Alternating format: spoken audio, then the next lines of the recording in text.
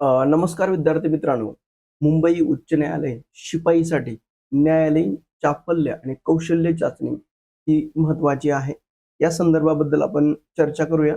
परंतु एक गोष्ट लक्षात ठेवा, की या रणनीतीमध्ये निश्चित करणारी अचूक रणनीती याबद्दल आपण चर्चा करूया. यासाठी आहेत गुण 10 मार्क आणि याच्यामध्ये जो जिंकेल तर तोच टिकेल ही महत्त्वाची भूमिका लक्षात ठेवा. सर्वात महत्त्वाचं आहे, की विद्यार्थ्यांना जे अधिकारी नेमकं काय शोधतात. लक्षात ठेवा समज आणि गैरसमजामध्ये लक्षात ठेवा, की माझं लेखी परीक्षेमध्ये 25 गुण आहेत किंवा मी पदवीधर आहे त्यामुळे माझी निवड ही निश्चित आहे. सर्वात महत्त्वाचं लक्षात ठेवा 7वी पास पात्रतेची चाचणी आहे. अधिकाऱ्यांना तुमचे डिग्रीच्या संदर्भाबद्दलच्या ऐवजी त्यांना चपळता आणि कामाचा वेग त्यामध्ये हवा असतो. आता लक्षात ठेवा कर्मचारी मूल्यमापन अहवालामध्ये लक्षात ठेवा शिक्षणाची पातळी आणि वयाच्या संदर्भाबद्दल 7वी पास किंवा पदवीधर हा नव्हे तर 32, 35, 40 वयाचा असला तरी वय महत्वाचं नाही. यामध्ये लक्षात ठेवा प्रत्यक्ष कामाची पद्धत, चपळता, तुम्ही किती ऍक्टिव्ह आहात आणि कामातील मेहनत. अधिकाऱ्यांचा दृष्टिकोन हा त्यांना फक्त काम करणारा पाहिजे. हे महत्वाचा आपल्याला उल्लेख करता येईल. आता लक्षात ठेवा की कर्मचारी मूल्यमापन कसं करतात. पहिल्या याच्यामध्ये साफसफाई चाचणी असते. म्हणजे 10 विद्यार्थ्यांचा एक गट कोर्ट रूम मध्ये किंवा कामाची पद्धत आणि मेहनतीचं निरीक्षण केलं जातं. म्हणजे ही पहिली भाग आहे. दुसरा जो भाग याच्यामध्ये आपल्याला आहे तर तो म्हणजे चापल्य आणि पुकारा चाचणी. म्हणजे 1 ते 10 उमेदवारांना एका रांगेत बसवलं जातं आणि पुस्तकं शोधण्यासाठी आणि दुसरं असतं जे पुकारा म्हणजे जोरात आवाजाने जे बोलायचंय तर त्याच्यामधल्या आवाजातलं नियंत्रण तपासलं जातं. हे दुसरी टेस्ट आहे. आणि तिसरं अंतिम कागदपत्र म्हणजे 7वी गुणपत्र, अनुभव प्रमाणपत्र, विशेष प्रमाणपत्राची काटेकोरपणे तपासणी केली जाते. तर लक्षात ठेवा साफसफाई चाचणी जी आहे त्याला 10 मिनिटं खेळ म्हणून आपल्याला उल्लेख करता येईल. म्हणजे पहिला मिनिट जो आहे, तर ते सर्व 10 विद्यार्थ्यांना बोलावलं जातं आणि त्याच्यामध्ये मग तुम्ही साहित्य हातात घेतात. एकाच मिनिटात अधिकारी येतात आणि ते काय करतात, निरीक्षण करायला सुरुवात. 6 ते 7 मिनिटं अधिकारी ही यांची एक्झिट असते. ज्या अर्थाने 6-7 मिनिटं निरीक्षण करतात व कोर्ट रूमच्या बाहेर निघून जातात. तर सर्वात महत्त्वाचं आहे, की तुम्ही ज्यावेळेस येताय त्यावेळेस तुम्हाला विशिष्ट असा पाठीमागे जो नंबर दिलेला असतो.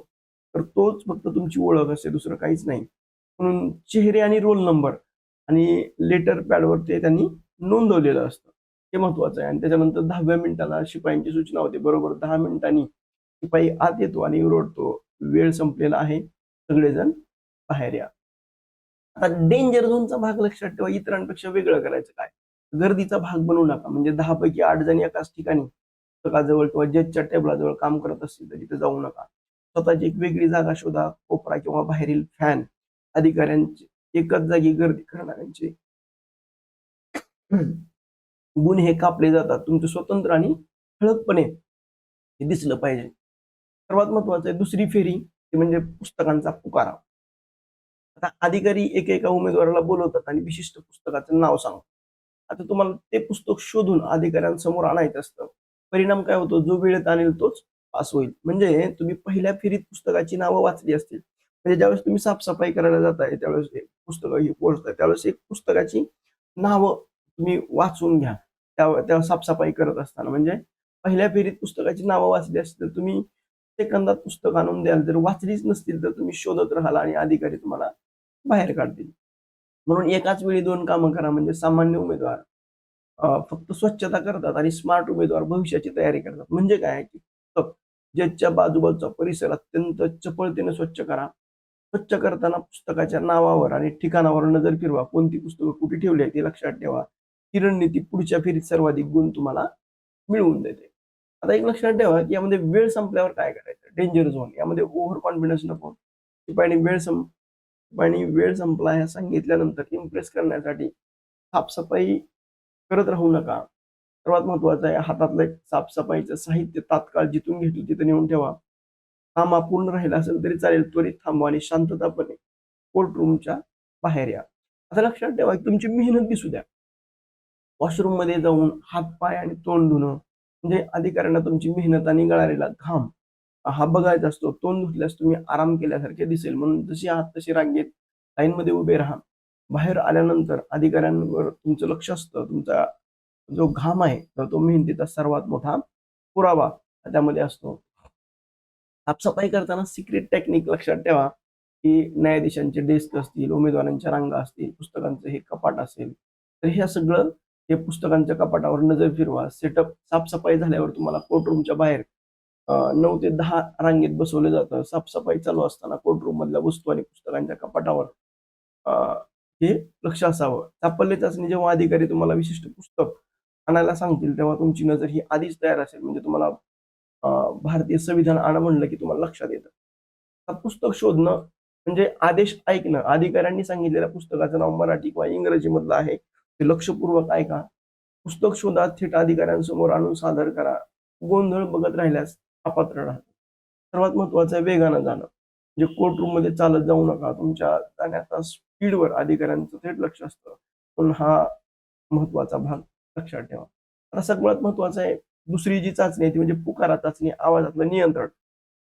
उदाहरणार्थ असा आवाज आहे की "साहिल हजर हो." असा आवाज जो कोर्टरूममध्ये स्पष्ट आणि आत्मविश्वासपूर्ण वाटेल, तर पण तो ओरडल्यासारखा नसावा. हेही महत्त्वाचं लक्षात ठेवा. आता सामान्य उमेदवार आणि इतर उमेदवारापेक्षा वेगळे पण लक्षात ठेवा, की प्रवेश घेताना काय करावं तर संभ्रमात उभा आपण राहतो, तर तात्काळ साहित्य घेऊन कामाला लागा. पण आता जे सामान्य उमेदवार आहेत, तर ते काय करतात, संभ्रमात उभे राहतात. जिथं गर्दी आहे तिथंच काम करतात. पुस्तकावरली धूळ झटकतात. अधिकारी बघत नसतील तर विश्रांती घेतात. आता जे निवड होणारे जे विद्यार्थी आहेत त्यांची एक वेगळी पण खासियत काय आहे, तात्काळ साहित्य घेऊन कामाला लागतात. रिकाम्या जागा शोधून स्वतंत्र काम करतात. धूळ झटकताना पुस्तकाची नावं मेंदूमध्ये कोरतात आणि 10 मिनिटं एकही सेकंद वाया न घालवता काम करतात. अनुभव प्रमाणपत्राचं महत्त्व लक्षात ठेवा. चपळता आणि अंतिम निवड. म्हणजे कामाचा अनुभव असेल तर 100% फायदा होतो. मुलाखतीही याचा प्रचंड फायदा होतो. म्हणून साफ नाही तर कोणत्याही ऑफिसचा, हॉटेलचा किंवा इतर कोणत्याही कामाचा अनुभव चालतो. अट कोंडी सांगून चालत नाही. तुमच्याकडे एक्सपिरियन्स सर्टिफिकेट असणं अत्यंत सक्तीचं आहे. कागदपत्रामध्ये कोणतीही चूक नको. तुम्ही आता सर्व तुमच्याकडे जी असणारी कागदपत्र आहेत, अनुभव प्रमाणपत्र आहे, याची एक ओरिजिनल कागदपत्राची फाईल बनवा. त्याच्यानंतर त्याचे 2 बंच झेरॉक्स काढून ठेवा. म्हणजे ज्यामध्ये 7वीचं मार्कशीट अनिवार्य आहे. ग्रेड असला तरी चालेल. 10वी पास असेल किंवा मार्कशीट असेल. दुसरं आहे चारित्र्य प्रमाणपत्र. प्रतिष्ठित व्यक्तीचं. प्रतिष्ठित व्यक्ती लक्षात ठेवा सरपंच असेल, पोलीस पाटील असेल, तलाठी, आमदाराचं लेटर असल्यास वैयक्तिक ओळख असणं गरजेचं आहे. नापास झालेल्या सर्व गुणपत्रिका समजा तुम्ही 10वी नापास आहे किंवा 12वी नापास झाला आहात. त्या सर्व फेलच्या मार्क्सशीट देखील सादर करणं गरजेचं आहे. आता शासनानं म्हणजे मूळ ओळखपत्र कोणतं आहे? आधार कार्ड आहे, पॅन कार्ड आहे आणि पासपोर्ट साइज फोटो आहे. ह्या गोष्टी तुमच्याकडे असाव्या. विशेष कागदपत्रामध्ये जे उमेदवाराचा प्रकार आहे, समजा विवाहित महिला आहे, तर नावामध्ये बदल असल्यास मॅरेज सर्टिफिकेट असणं 100% अनिवार्य आहे. पुरुष उमेदवारासाठी न्यायालयाच्या जाहिरातीप्रमाणे लहान कुटुंब प्रमाणपत्र हे भरून देणं सक्तीचं आहे. त्याच्यानंतर लॉजिस्टिक आणि अंतिम सत्य. आता जे परीक्षेचं ठिकाण आहे, साफल्य आणि साफसफाई चाचणी थेट न्यायालयाच्या कोर्ट रूममध्येच होते. ज्या जिल्ह्यासाठी अर्ज भरलाय, त्या जिल्ह्यातच ही परीक्षा होईल. डॉक्युमेंट चेकिंग, कागदपत्र हातात नुसती घेऊ नका. चाचणीच्या वेळी अत्यंत काटेकोरपणे डॉक्युमेंट ही चेकिंग होते आणि या सर्व प्रक्रियेचा निकाल 2-3 दिवसापर्यंत हा लागत असतो. म्हणून लक्षात ठेवा, की अंतिम मंत्र लक्षात ठेवा, की गोंधळून जाऊ नका. कोर्टाची पायरी चढताना डोक्यातले सर्व विचार बाजूला ठेवा. फक्त टार्गेट महत्त्वाचं. स्वतःचं काम स्वतः शोधा. कुणाच्याही सूचनेची वाट पाहू नका. तुमची कृतीच तुमचं गुण ठरवतं. स्मार्ट वर्क लक्षात ठेवा. केवळ शारीरिक मेहनत पुरेशी नाही, तर नजर आणि मेंदू दोन्ही जागे ठेवा. ही चाचणी नाही, तर तुमच्या आई स्वप्न आहे आणि हे 10 मिनिटाचं व्यासपीठ आहे. All the best. म्हणून यशस्वी उमेदवाराचं सूत्र लक्षात ठेवा. चपळता, वेग, जे शारीरिक हालचाली, वेग, मेहनत दाखवण्याची तयारी.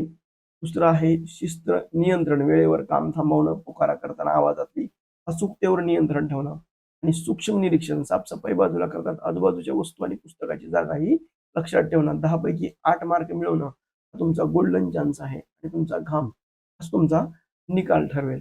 विद्यार्थी मित्रांनो, तुम्हाला जर हा व्हिडिओ आवडला तर लाईक करा, शेअर करा आणि सबस्क्राईब करायला विसरू नका. Thank you.